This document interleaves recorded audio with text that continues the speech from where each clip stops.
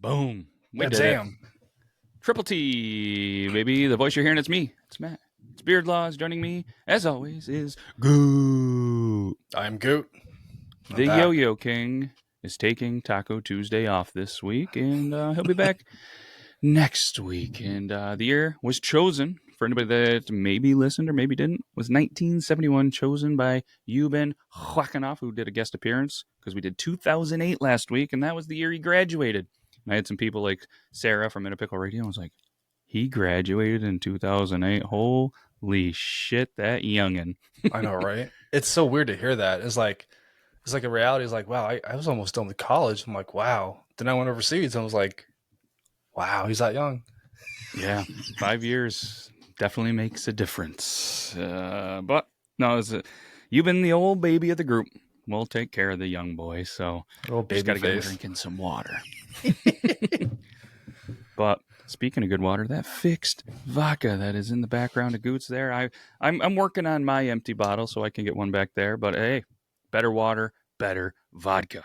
And that's what triggered my brain. They're all about using water that passes through their, deep network of, filtering and everything like that. It's actually deposited 500 feet underground in a mineral-rich aquifer, breathing alkaline life into each drop. And high pH, low BS, see it big, keep it simple.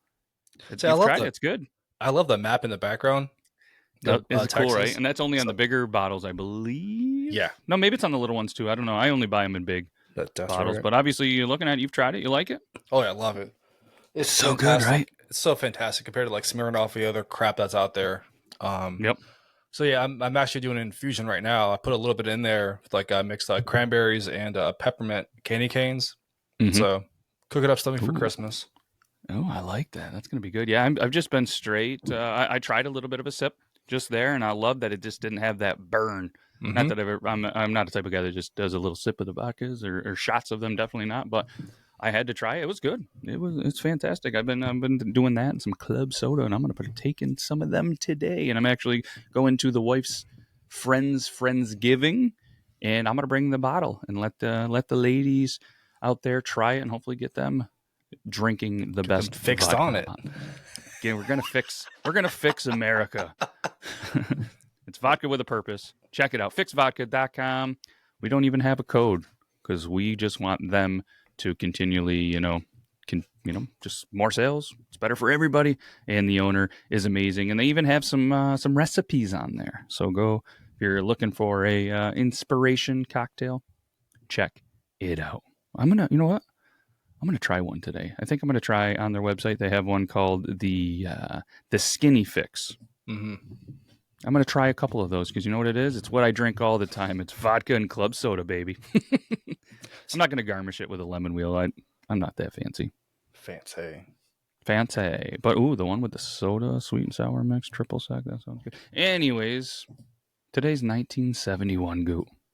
What's your initial feeling on there? I just opening up our notes for the first time. Obviously, I put the stuff that I have in there, but Burley did put in some of his music notes. But we're gonna be kind of going in cold on this one. I was trying to. It's gonna be a good year. I was outside chopping wood, trying to listen to the music, just get a feel of the sense of it, just what was brought there, and like it blew me away. Like a lot of the stuff, the radio still plays on every day. So I mean, not bad. Oh, you're liking it? Were good. So I mean. There's a lot of good movies that year. It actually surprised me. I didn't realize that was the year they came out. Like Willy Wonka and the Chocolate Factory with Gene Wilder. Clockwork Orange was actually a weird situation. It came out in December of 1971, but in New York. And then like the whole people were like trying to ban it and stuff like that. It was too violent. Then it got moved to 1972. They released it in London. Yeah, we're counting it. That's why I said it's the hell with it. I really enjoy not only doing the research, but what comes from, you know what I mean? Like what you and Burley are able to educate me in the music and stuff. And like I said, it's a lot of stuff that we know, they probably know, the people listening. And you're like, that's the year? Yeah. It's just been a really cool time traveling thing to be able to travel with the boys to all these different years. And I say we travel right to 71 and get into it. Let's do it. All right, we'll do the sound machine for Burley because he loves this. We'll warm it up. Chris, that's what I'm about to do. Rest in peace to Crisscross. Should we do it like now?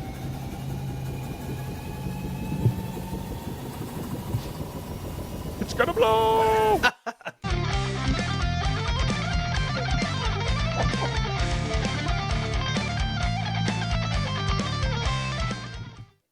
We did it. We did it. 71. And there was a video that Burley or a song, whatever, and he was trying to get us to listen to. Did you listen to it? Go. That was just you. What song was it? I should probably check it out. He said it was an Instagram DM, so let me pull up the Instagram. That is not how you spell Instagram. And I'm going to slide into my own DMs, which is a veteran move. Just so everybody's first at home. And let's see here. So he didn't send it there. Burley sent an attachment. Need you to get familiar. Okay. This is how this one passed on him, apparently. It's called The Best of Focus. Hocus Pocus by Focus. That's fun to say. Was it in Hocus Pocus the movie? By Focus. So this is a bit. Oh my gosh. If you just pull up the lyrics, what the hell is going on? So I'm going to listen to it. I'm not going to play it for everybody because we probably will. Well, we would get copyright strikes, but I'm going to play it in my ear. Action because I'm. So that album looks like it released in 1970. What are they saying in the beginning? Right? Just look at the lyrics.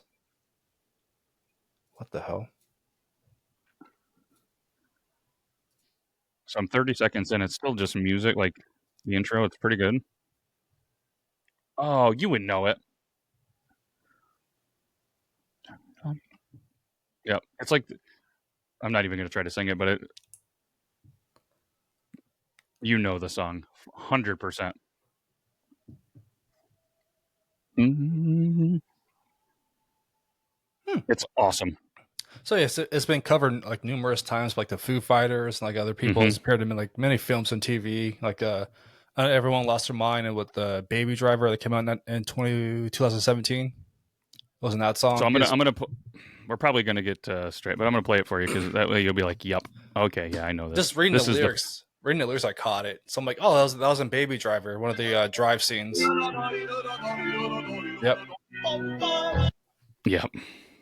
Man, yeah, I don't know how this one would have slipped by anybody as well, but that is the one that Burley wanted to just do the research and get familiar with, and I would have. You could put that on trivia, and I could if you get this right for $1 million, I would have never been like, it's Hocus Pocus by Focus, duh. Yeah, I'd want that on a T-shirt now. The album was Moving Waves. Moving Waves. There's only six songs in the album. You got Hocus Pocus, Le Clochard, Janice, Moving Waves, Focus 2, and Eruption. How long does it say the playtime on the album? No. With the 6 songs, because that song was about 5 or 6 minutes, so I didn't know if they were all like long songs or. Interesting. Hocus Pocus album by Focus. I don't know why it says release date 93 though. Must be like a remastered version. So I'm guessing it came out in the 90s. Or something like that, or whenever, and he was just like, you need to familiarize with this. Maybe it has nothing to do with this episode. No, it was released in 1971. Oh, was it the moving or something? The Moving Waves CD that was released in 71. Gotcha. If it's about it, that's just the hearing it again, and like just reading the lyrics is like, what are they saying? Like, oh, I get you now. They were Dutch. The Dutch. The Dutchers. Bunch of Dutchers. 71. So going over to Burley's list, he's got Maggie May was on there. What's Going On? Marvin. One of my favorite songs apparently ever. I didn't realize it was 71 as well, but that's what you go there. I love the song Ain't No Sunshine. Bill Withers. One of my favorites. I believe the album is Just As I Am. I love it. This is one that gets played a lot.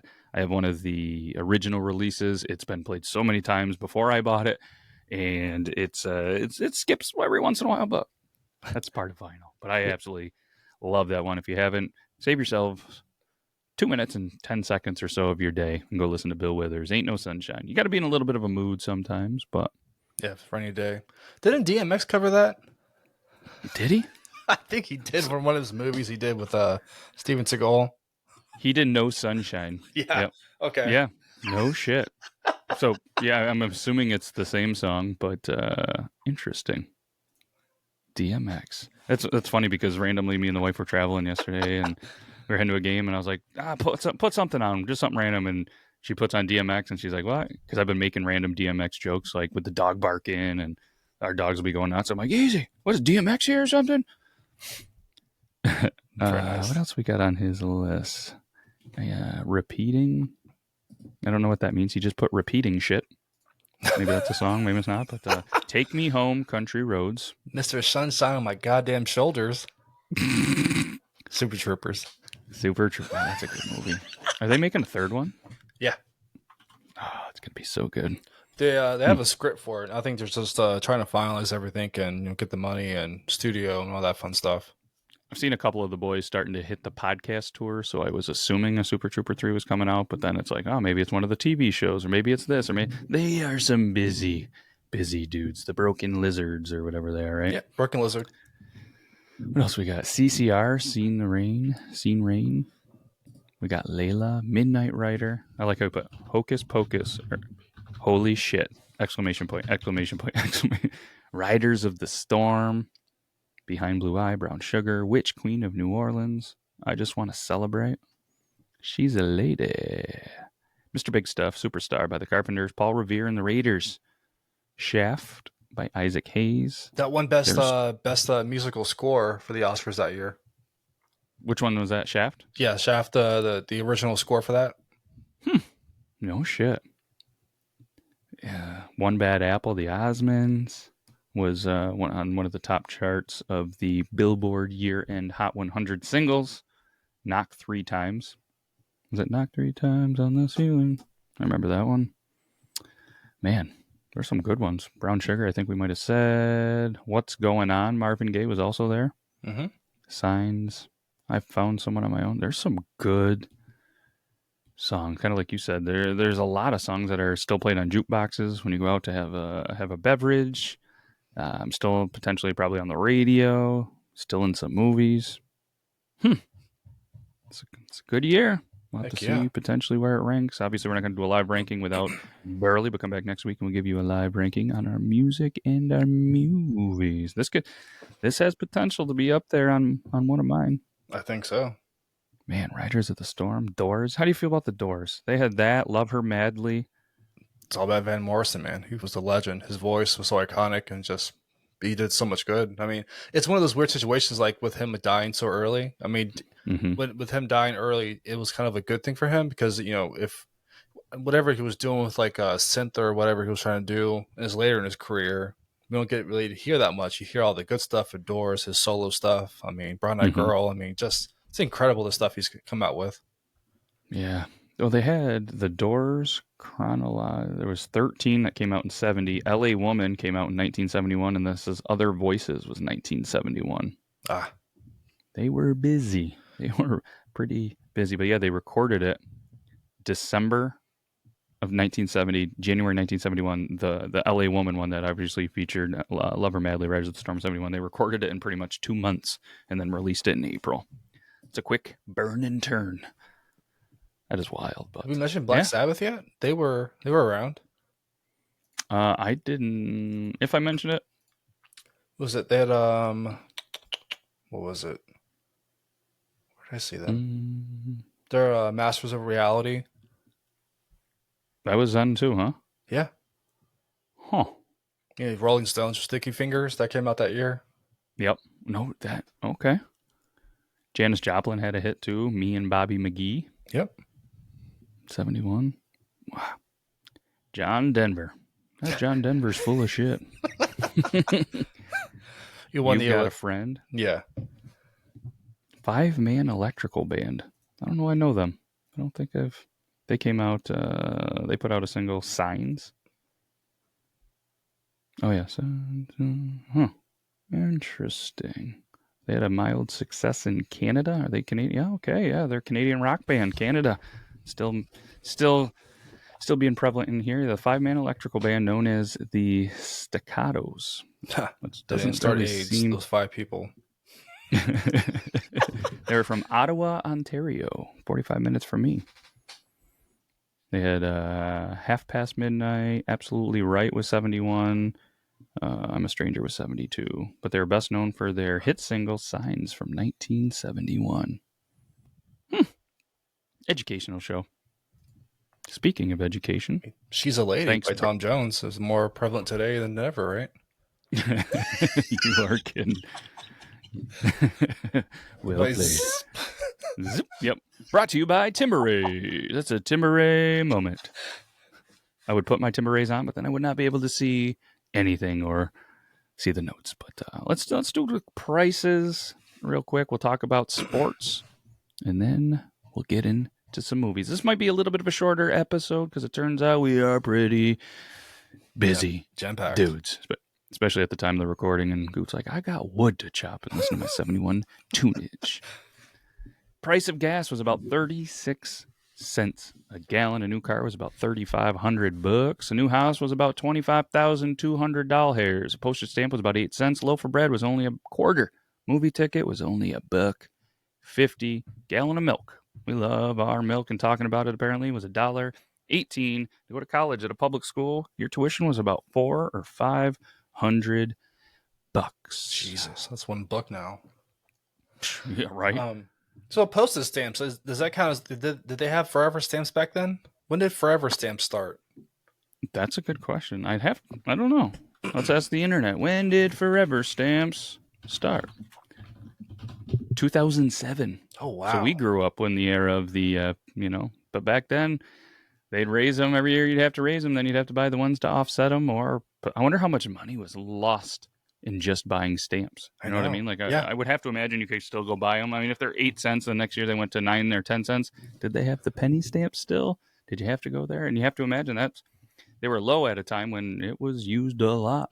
Mm-hmm. You're mailing a lot of stuff. Because I was mailing something and I needed a stamp. I was like, I have forever stamps. I'm like, wait a second. When did this start? Well, be good for the show. 2007. We'll have to talk about it when we time travel there. Old Euban in his junior year of high school doesn't even realize how good he had it with the old forever stamps. It's been a long time since I've had to mail something, admittingly. Like a long time. Which, hey, not a bad thing. I'm a nerd, so I think being able to, pay electronically is going to be my move. It's a lifesaver and time saver. You aren't kidding. Let's talk sports, because this was a year that I'll never remember because I wasn't born. But do you like the adjusted for inflation? You missed that part. Yeah, I figured a lot of people, because what we did is we broke it down, obviously, like price of gas, 36 cents today. Obviously, we know it's way outrageous. Burley gets a little bit cheaper. Could be in Tejas. For me, it seems to be ridiculous still, but anywhere from $2.75 to $4. And, I didn't do the inflation just because I don't want to bum people out when they realize how much they have to pay. I mean, like a stamp, 66 cents. That's quite a bit of inflation up there. And college is expensive. I don't want to think about it because I'm a couple of years away from having a kid in college, and I don't want to have to help you. Movie tickets, though, for you go to the movies quite a bit, $10 to $15.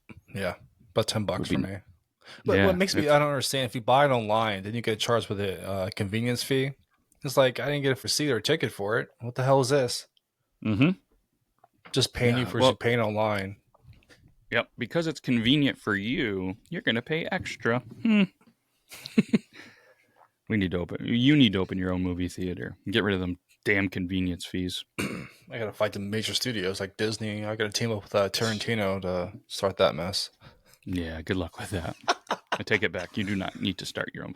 Maybe Burley, though. He's working on his collection. Maybe he'll have enough for his own personal viewing pleasure. Grindhouse.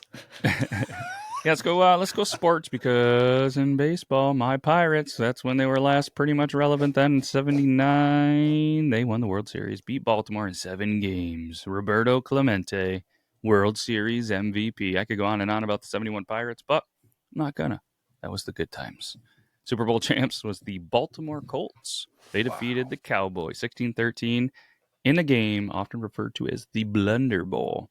I had to look it up a little bit. I didn't know this game. Obviously, it was years before that we were born. But I looked into the Blunder Bowl a little bit, and I was like, turns out I don't really care about Baltimore or Dallas. So Exactly. we moved on pretty quickly. Let's say Baltimore Colts. The Colts. I just picture them like leaving Baltimore, going to Indianapolis. So it's like that's all I remember about them. Yeah. It's just crazy to me how like sports like that, where they went Baltimore to Indy, but then the stats how they carry, and then Baltimore at one point Cleveland leaves, and you know what I mean. And how the stats go there, even if they start a new team in the same city, they don't get their records, and they don't get all the history back. It stays with said program. It's a weird thing to think about how many teams, the kids these days are growing up. Teams aren't really relocating, as much. I mean, you might get obviously baseball, Oakland, the Raiders, they move. So a couple, maybe they've seen from that little transition, but not a lot of moving and shaking. We need to bring Montreal baseball back, though. That'd be cool. Or let's get one in Ottawa, because that's a close drive for me. Selfish. Let's be selfish. We need more ball in Canada. What's the tax situation? And I can only imagine flying back and forth, international lines, passports, and all that fun stuff. Traveling must be a nightmare. It can't be too bad. I mean, they have Toronto already. They got to go, certain teams over there. And it's not like it's the COVID years where that was interesting. And now, I mean, we're sending football teams over to Germany and London and everywhere else, and Brazil. Nothing better than waking up and watching a couple of 2-7 teams. Imagine losing to the Panthers. Especially a market like New York, the New Jersey Giants. But NBA, we got the old Milwaukee Bucks, who are led by Kareem Abdul-Jabbar, and Oscar Robertson swept the Baltimore Bullets. Baltimore was having a good year. They were in baseball, lost. Football won, lost in NBA. They didn't lose in hockey, though, because there's no Baltimore teams. Montreal defeated the Chicago Blackhawks 7 games. College football, shout out Brandon McDermott, as Nebraska Cornhuskers. They finished the season undefeated, #1 in the AP and coaches poll. John Wooden, another championship for the UCLA Bruins. Heavyweight boxing champion Joe Frazier, who defeated Muhammad Ali in the fight of the century, March 8th, 1971. And as promised, we're going to do some WWF, WWE, WWF, whatever it goes by, when it goes by. Pedro Morales became the WWF champion after defeating Ivan Koloff. I don't know either of them. I've never heard of them before. But I'd have to imagine Burley listening appreciates the research that we did in the WWF champion. I'm sure he was a big dude. I'm gonna Google image search it because I'm curious.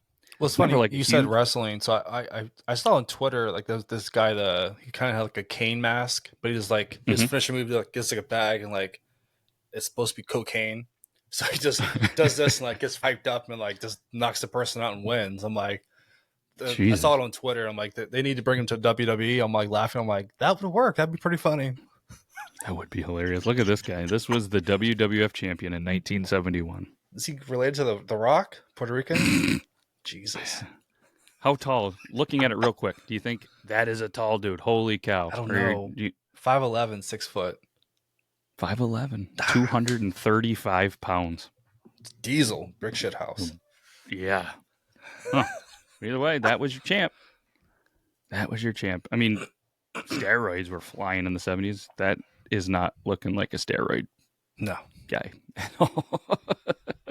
But he was the first to win 3 major wrestling titles. He was a hard-punching star of the 70s and 80s. But he was known for his kindness outside the ring. He's pre-Ric Flair then. Woo! Yeah. Right from Puerto Rico. Huh. Interesting. A good year for them. Good for Pedro. All right. A couple of just random things that happened before we jump into some movies. Obviously, we talked about Jim Morrison passes away July 3rd, 71 in Paris. There was a TV show, All in the Family, debuted on CBS. Cigarettes and their ads were actually banned on U.S. television and radio, really pushing for that health in 1971. Nothing Intel changed. releases their first microprocessor, the Intel 4004, which was a pretty big deal. Helped kind of pave the way for computing as we know it now. Disney opened October 1st of 71 in Florida, Orlando, which obviously changed quite a bit in this world. And maybe Disney, that's a place that's supposed to be magical and all about kids. Should not be so goddamn expensive. And maybe they could use their big brains and figure out how to get through lines a little bit quicker. Kids don't love standing in line for 4 hours. I know I don't. Have you been there before with your kids? Yeah. You have? I haven't done it yet. Yeah. I'm waiting for... I'll never go again. I'm waiting for them to at least have a memory of it. My youngest is 6, so I want to at least bring them down there when they can at least remember it. Yeah. If it's a one-time event, I just want them to just remember it. Say they were there. I think the kids were 6, 8, 13 roughly, I think, when we went. There's memories of it, but like I said, it was, being where we live, it's not hot a lot. So the hardest thing when we went to Disney was the temperature difference. You know what I mean? We went in the winter. So it was, you know what I mean? Where, maybe it's negative 20 when we leave or something. I don't know. But then you get there and it's 80, 90. You're sitting in the sun all day. And it's like, you drive in, you wait the traffic, which we're not used to traffic, whatever. Oh, boo-hoo. Then you wait to go park. Then you have to get off get onto like a shuttle or something like that. You have to wait in line to do that. And then you have to wait in line to get through the ticket thing. Then you have to wait in line to get on another tram or shuttle. Then you have to wait in line to get on a ride. You know what I mean? Then you have to wait in line. So, I mean, it took us hours just to be able to get to the park to start seeing things. You know what I mean? Then you take the picture of, the cool background and all this stuff. And then it's like, okay, where do we go? And then, so you know what I mean? So then thankfully I had the app and you could tell like where the wait times weren't too bad. So it's like, all right, so we went to this one and then let's go to this one. So we got on a couple of things, but it was hours in the heat, no shade, just waiting to get on rides. And they were just so miserable. By the time they were able to, get into the rides and stuff like that, it was hard for them to enjoy, really. You know what I mean? And at the end of the day, we were there a long day. And the youngest kids, they probably only got 4 rides in an entire day. And then the younger kids were like, we want to leave. So some of the parents took the youngest ones back. I stayed with the older ones. We got one more ride, waiting 4 hours to go on one more ride, like an older kid ride. And then we waited out for the fireworks and stuff. Mm-hmm. And you're not allowed to sit. Oh my God. So we've been on our feet all day. And if they see you sitting, there's security that patrols all day. They come over, and if you refuse to stand, then you get thrown out. Yeah. So everybody's standing. We watch the fireworks, stuff like that. Then we wait to get back on a shuttle, wait to this, wait to that, finally get out of there. It was long. I mean, they say, obviously, exhaustion is temporary. But you ask them all, even to this day, like, hey, would you ever go back? And they're like, eh. Like, what was your favorite moment? Swimming in the pool. Not at Disney.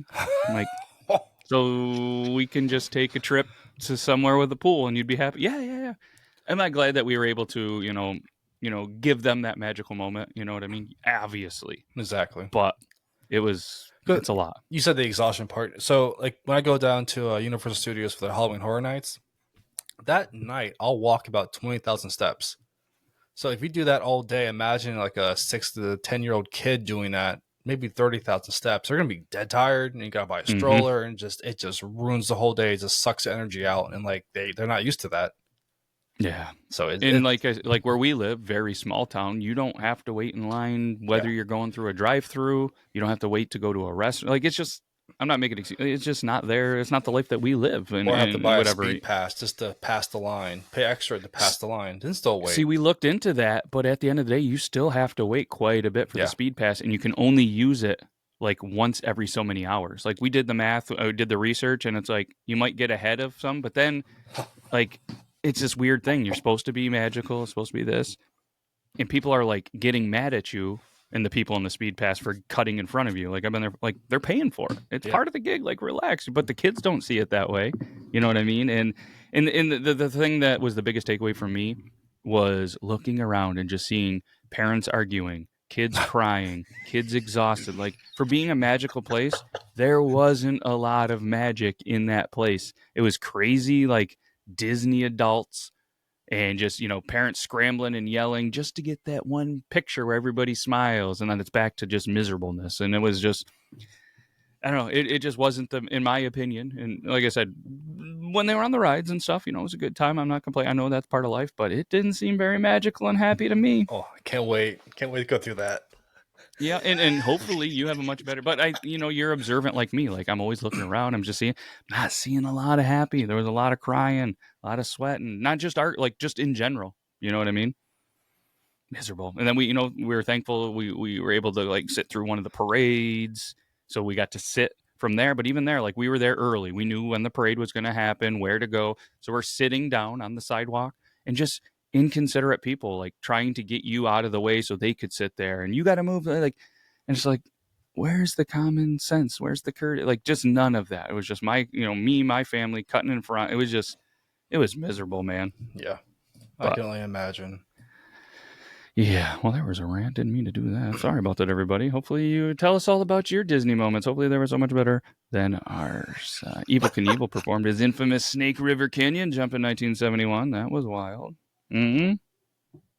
Hot pants became a major fashion trend. You gotta see a picture of that. Yeah. I was going to say, hot pants. It's on the notes. Let's see here. Liberation movements of the era. It was a generic term for any pair of extremely short shorts. Oh, okay. Shorts? Shorter shorts, apparently. I'm not even going to hit the old images search on there, but that's when it was. And what's ironic is apparently they are making a comeback in 2024. Blows apparently me away. You have celebrities like Olivia Culpo, don't know, Hailey Bieber, Olivia Wilde supporting them. The hot shorts. A lot of pastel colors, floral motifs. But yeah, there we go. Hot pants. Hot pants in public. That should be a band name. Yeah. Yeah. So a clock malfunction at Stanford University actually inspired the creation of clocks that don't tick, which led to the quartz technology. That's kind of cool. The voting age in the U.S. was lowered to 18 after the 26th Amendment, and the Constitution was ratified in 1971. That's cool. Ed Sullivan Show ended. Didn't really watch it, but it was a 23-year stretch, and it ended in 71. All right. I say we jump into the old movies. There's no better way than to get into it. So the movies. This segment is sponsored by our good friends at Vermont Flannel. I just bought another hoodie. Actually, I got the River Salmon one. I've ordered that one. That one's cool. So yeah, be sure. I didn't get it. It's cool though. I saw it and I was like, look at the other ones. I'm like, yeah, I want that one because I wear that one every day now, and like I need to swap it out, and like I gotta like change it and like wear one for a week and then change it out. But use the code BeerLoss24, save 24% or 20%. How much is it? Yeah, 20%. I don't know if it's I didn't use it myself. You know what I mean? Like I just bought them, just to kind of support them. But yeah, it does save you money. It's 20%. I think I want to say it's either a percentage or it's X amount over like $100 or something like that. So for me, it's saving on savings. shipping. So it's 20%, I believe. Yeah, 20%. It's a good thing we know what we're talking about. I just confused myself. I had 24 and I thought it's 24%. I'm like, no, it's not. No, 24 for the year 24. And hopefully everybody goes and buys one. You can even get Golden Dog Farm, little teddy bears, flannel shirts. Yep. I have to imagine they're going to do something cool for Black Friday and, for all the holiday savings, stuff like that that's coming up. So make sure to check them out. I do love the that new release, though, the salmon one. Yeah, the river salmon. The larch one's cool. At the time of the recording, that's the newest one. It's like greenish, bluish, yellow, gray. It's cool. I mean, obviously, I'm wearing mine right now. I wear them all the time. I love it. I got this hoodie. It's a lifesaver. As those cold temperatures are coming, definitely grab them up. Oh, yeah, they're past us. It was 30 this morning. Yeah. It was just north of us. It was like 36, 38. That was the high. Oof. I feel or low last night, yeah. But so this year, in 1971, for the Oscars, we got Best Actor was won by Gene Hackman for the French Connection. I mean, it's so cool to see him retire in the future. and retired from acting, and like he's just living his life. Like he rides his bike every day in town, just living his life with his kids, grandkids, and just happy. And it's cool to see someone go out the way they go out, rather than like Tommy Lee Jones. He's still acting, like he's still good, but it's still not the same. Mm-hmm. So best actress that year was also Jane Fonda for Clute. That's not bad of a movie. It's like a murder mystery with this husband is with this prostitute, and he dies. He kills him, and these police investigators like trying to find out what happened from her. Mm-hmm. That's a really good, like that noir type of movie. Oh yeah. Best picture that year was The French Connection, directed by William Friedkin. So that movie kicked ass that year. Definitely recommend seeing it if you guys haven't seen it before. The French Connection. Some honorable mentions. We have Shaft. Like I said earlier, for the music, I saw for the Oscar stuff that won best original score for that year. Mm-hmm. You have Duel. You have Steven Spielberg's first movie. Oh, that'd be a good trivia question too. What was Steven Spielberg's first movie? Yeah, it's a trucker movie where this 18-wheeler trucker is going after this one guy, and it's like the suspense, and like even for his first movie, it's just fantastic what he got on camera, how he filmed it, and just the tension that built up, and like it's not a bad movie. It did pretty well. I mean, if you're looking at it on IMDb, I mean, it's 7.6 out of 10, 80,000 votes. So I mean, it's, and not that maybe you should always. How do you feel about this? IMDb usually pretty spot on correlation with how good a movie is, or does it miss? I know, like you got Cisco, you got Ebert, you got all these. I'm doing air quote experts that review movies and stuff like that, and a lot of the movies that I like don't do well with them. But I feel like IMDb does a pretty good job because it's voted on by people that watch the movie. Yeah, I'll look it up. It's not going to be 100% accurate, but I feel like it's decent, right? I like to see the actors. Like I saw Heretic, and like I go see a movie before I look at this stuff, because like if the trailer can pull me in, then I'll go see it. Is it? Yeah, that makes sense. So then afterwards, I'll look it up to see this little stuff behind that I missed, like who directed it, and like the producers, any like special trivia behind it. So it's that kind of stuff always fascinates me. Yeah, and you're a movie guy, so like you see movies differently, I feel like, than the average person. Like you're not there just to watch it, kind of turn the brain off and go. Like you're seeing things that a lot of people don't. You know what I mean? Like that's how I feel that I've never watched a movie with you, but I feel like you can see them on different levels than someone like me that hasn't seen a movie in probably way too long. I have much appreciation for like the way a director will shoot the camera, how they use score, how they use music. Like it's like you can tell, because like, music in movies costs so much money. You have to pay the bands money to have their rights to play their song in your movie. So there's so much like uses, how they use like natural sound, how they use music in the correct moments. What music do they pick? Do they go out of the way to find something that you've not really heard before, but it just fits that moment? There's a lot of things I like looking at. Just acting performances, how they look away from the camera, like just how their facial reactions go, and just if they sell you to have you invested into them, then that's a good movie to me. Agree. Hell yeah, dude. So my Good's top 5 movies with time traveling totals. This top 5 is actually really good. So number 5, I'll start with Diamonds Are Forever. It's the 7th James Bond film, and the final one with Sean Connery. It takes Bond to the neon lights of Las Vegas, to the underground diamond smuggling rings. Ooh, Viva Las Vegas! All right. So yeah, we have 7 iconic Bond one-liners. Just Sean Connery just doing an amazing job playing that role. He had 4 signature suits. For that, one unforgettable moon buggy chase in the moon. The classic, just the James Bond theme by Shirley Bassey. The title will always be stuck in your head. You had 2 iconic Bond girls, Tiffany Case and Plenty O'Toole. Ooh, what a name. Yeah, they shot in Amsterdam, Las Vegas, and the Nevada desert. Just the unforgettable gadgets, and just the diamond heist, and the laser satellite, and just 4 eccentric villains. You have Mr. Wint, Mr. Kidd, and Blowfield in a double dose. In the name too, I mean, Diamonds Are Forever. Yeah. I mean, that's a great name for a movie. And I think there's a lot of jewelry companies that use that and steal that. Oh, yeah, to this day, I do miss the commercials with the guy from like uh yeah, that like epic like just like commercial for like the like diamond in like Africa and like the suspenseful music and like Mm-hmm. it always makes me laugh. So number 4 we have Dirty Harry, directed by Don Siegel. This gritty classic movie stars Clint Eastwood as Harry Callahan. It's in San Francisco. It brings his own brand of justice, taking on a psychotic, serial killer known as Scorpio. Just the legendary 44 Magnum, and you have 5 times who says, "Do you feel lucky?" moments. Just the unforgettable opening scene with the bank robber. You have 4 rooftop chases, 3 intense shootouts, 2 gut wrenching punch monologues. You have 1 sniper rifle used by Scorpio.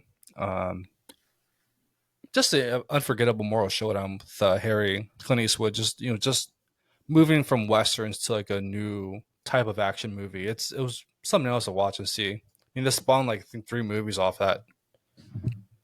No shit. Yeah, that's a classic. Like I said, I'm not a movie guy, but that is one that is talked about a lot. You almost don't have to see the whole movie to know the movie. Exactly. Yeah.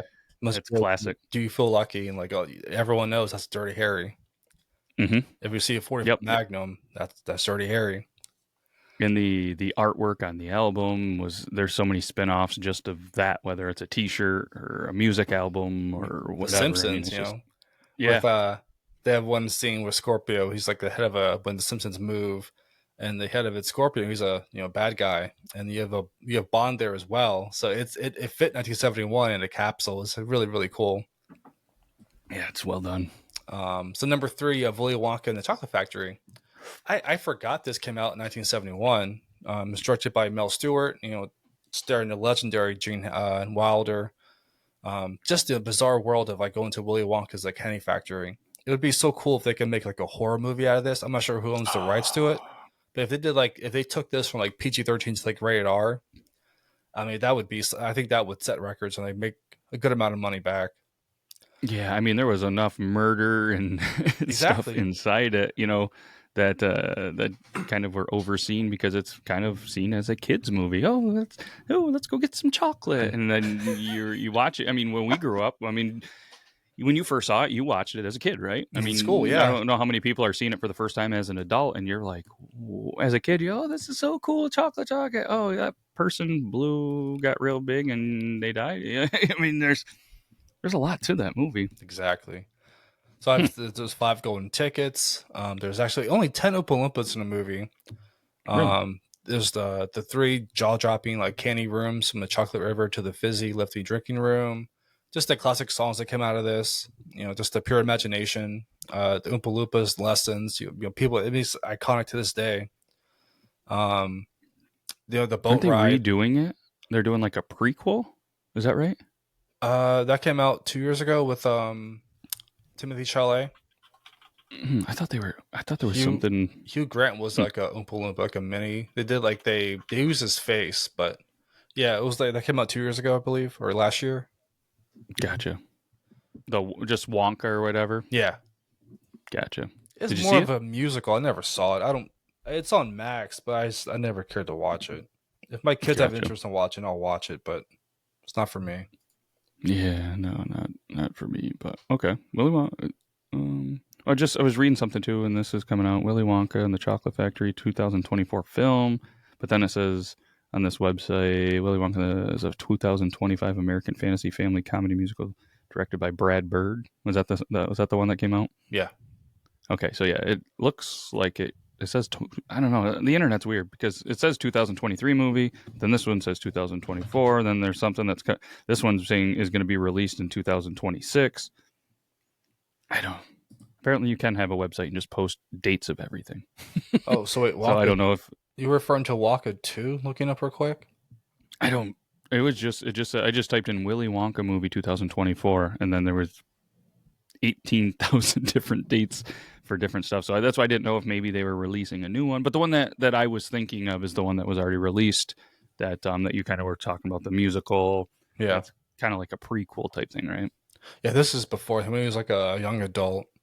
So Yeah, I don't. Timothy Chalamet was in Dune 1 and 2. He's an amazing actor. I think he takes it seriously, and like he looks up to Tom Cruise, and he got a lot of advice from him. He'll listen to his elders, and like he's a good actor.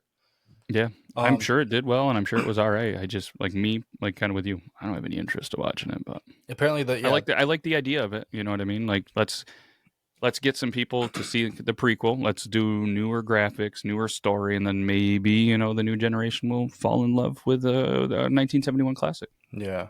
I mean, the one with Johnny Depp, I never saw it. I mean, I think I've seen it, but I don't remember it. There was a Yeah, I didn't remake for either. that one for Johnny Depp as Willy Wonka. So yeah, apparently Wonka 2 is an official development. I think that's what you're seeing because Maybe Wonka had a budget of 125 million and it made over 600 million. it did all right. So yeah. It did okay. I stand by your thing. Anybody listening, for whatever reason, make Willy Wonka the horror movie. Yes. Because yeah, I'm you have Mickey Mouse being public domain now, and like all those awful movies like Winnie Pooh. I think they can get away with that. They have a good storyline and just that'll be something else. Because yeah, I think that. Ooh.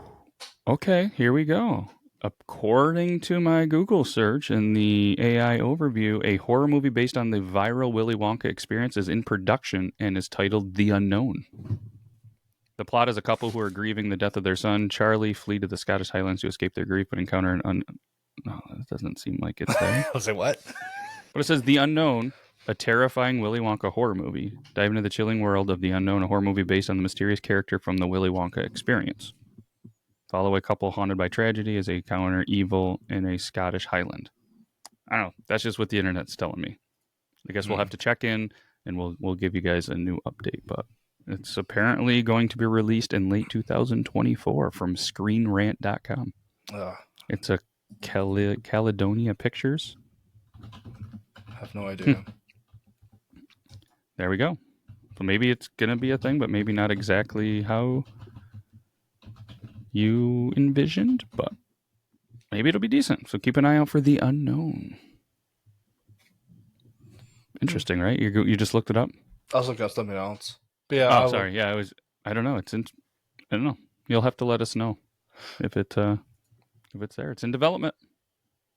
I guess I don't know the difference. I mean, obviously the Willy Wonka experience would be, going through the world, but I didn't know if it was that. At the chocolate factory.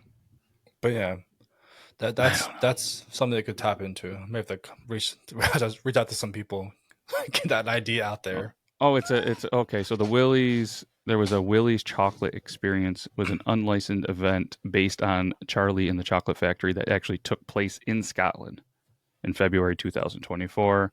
It was a promoted event that it's an interactive experience. So I'm assuming they're going to go through this, as memory for their kid. They're going to go through this dreamlike thing, and it's going to turn into a horror movie. Yeah, we want a horror movie in the Chocolate Factory. Damn right. Come on. Or virtual reality. Make it a game. Ooh. Dirty Harry apparently when we not to circle back, but they were in the works of doing a game for that, and I guess it never worked out. Yeah, they just came out with one for RoboCop that was first person. Oh shit! Gaming world. Man, I don't have time for movies or games. I know, right? Just podcasts. So number 2, we have Fist of Fury, or is also called The Big Boss. Was changed in 2005. For some reason, the Warner Brothers screwed up the DVD distribution, and it was called The Big Boss instead of Fist of Fury. But in case it's Bruce Lee. He stars in this one. It pretty much lost him to the global stardom and redefined the whole martial arts cinema. It was set in the gritty backdrop of just loyalty, revenge, and explosive action. It's you got 45 flying kicks, 27 knockouts, 3 epic showdowns, and just Bruce Lee just kicking ass. I mean, his charisma, just he's so awesome. Just the speed and just his on-camera presence. I mean, I do love how Once Upon a Time in Hollywood, where Brad Pitt, like they fight against Bruce Lee, and he just busts his ass and throw him across into a car, and just it's priceless. I love that kind of shit. And then number 1, we have Clockwork Orange by Stanley Kubrick. Like I said earlier, that came out in 1971 in December in New York before people were upset by like the violence and all this stuff like that. And then it kind of got put on hold and got re-released in London and then back in the United States, all across the United States. But um, yeah, it's you have 17 acts of ultraviolence, from street brawls to horrifying assaults. You have 5 disturbing eye sequences. It's the infamous Ludovico technique, where Alex's eyes were forced to open as he's being reconditioned, watching all the stuff on the screen. You have 3 Beethoven symphonies. You have 2 bizarre milk bar scenes. Just like symbolic, just the costumes they were doing, just to set the tone for it and make you feel uncomfortable as a viewer. Malcolm McDowell does an amazing job. His performance just sold the movie. Has a movie like this been banned so much and just like from other countries? I mean, there has to be something, but I mean, like, is there and I'm asking because I don't know, is there like a more iconic movie for just the graphic violence and being banned all over, like especially in the 70s? You know what I mean? I don't think so. I mean, there's one movie I watched that a friend told me to watch. It was called Martyrs. I watched it and like it usually the movies don't like have me get a reaction from it. I watched that movie. I felt sick to my stomach. I punched the guy in the stomach for making me watch it. I was so upset. Like, I finished it. No shit. I was like thinking to myself, how do people do this to somebody else? It's like, God damn, it was so sick. Yeah. Was it in this one you watched, obviously, A Clockwork Orange, like pretty graphic? Like, yeah, there's I think 2 rape scenes, and like it's just incredible. Like the setting and like just the mood of it, the music, like I said, and just Malcolm McDowell, he kills it as Alex, and just you see his story, and like it's something else. It's never been seen before on the screen. So, yep, wild. I haven't seen it, obviously, but I mean, I know of it. Mm-hmm. Wild. That's it for the movies. Good stuff. That's good. That's good. Look at that. We even had time. You didn't even have to force through the movies. Man, that was good. I look forward to every week, mainly because obviously the details and the time that you put into this, but it's so educational for me, being not like a huge movie guy that I haven't seen, but I can go through all the stuff and it's just wild. I love it. I love it. I appreciate that. It's always fun doing shows with you, brother. Same, man. Same. But let's wrap this up. We'll be back next week. We got to travel back. Let's travel back, and then we'll wrap it up. Right about meow.